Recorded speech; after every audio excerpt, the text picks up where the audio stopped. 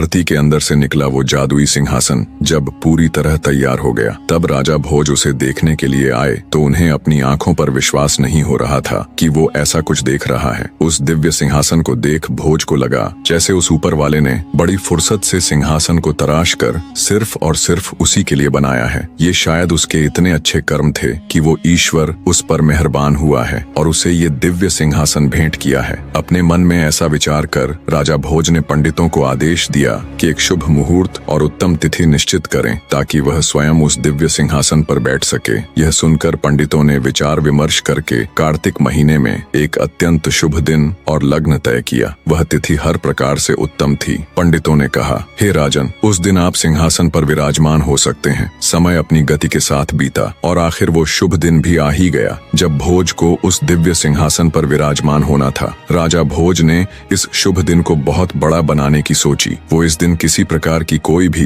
कमी नहीं छोड़ना चाहता था। उसने अपने राज्य के सभी छोटे बड़े राजा, विद्वान पंडित, जादू टोने के जानकार, दूर दराज के प्रतिष्ठित व्यक्ति सभी को निमंत्रण भेजा। स्वयं राजा ने स्नान किया और उत्तम वस्त्र धारण किए। वेद पाठी पंडित वेदों का उच्चारण करने लगे, गंधर्व मधुर गीत गाने लगे, भाट राजा की वीरता और यश का बखान करने लगे और विविध प्रकार के वाद्य यंत्र बजने लगे। पूरे महल में आनंद उत्सव की लहर फैल गई। जो भी अतिथि आए थे उनका भव्य स्वागत हुआ। ब्राह्मणों को गांव दान में दिए गए, युवाओं को स्वादिष्ट भोजन और जो कुछ उन्होंने मांगा वह प्रदान किया गया। गरीब लोगों को वस्त्र भेंट किए गए, आम जनता को इनाम और भेंट दी गई। सारा नगर दान दक्षिणा और नेकी से भर गया। शाही सेना को विशेष भोजन और इनाम मिले। राजा के अपने खास सेवकों को अलग अलग प्रकार की कृपा और नवाजिशें दी गईं। संक्षेप में कहें तो जो भी लोग उस सभा में उपस्थित थे वे सब जय जयकार कर रहे थे। नगर के छोटे बच्चे से लेकर बूढ़े तक, गरीब से लेकर अमीर तक, सब राजा भोज की कृपाओं से खुशी से झूम रहे थे।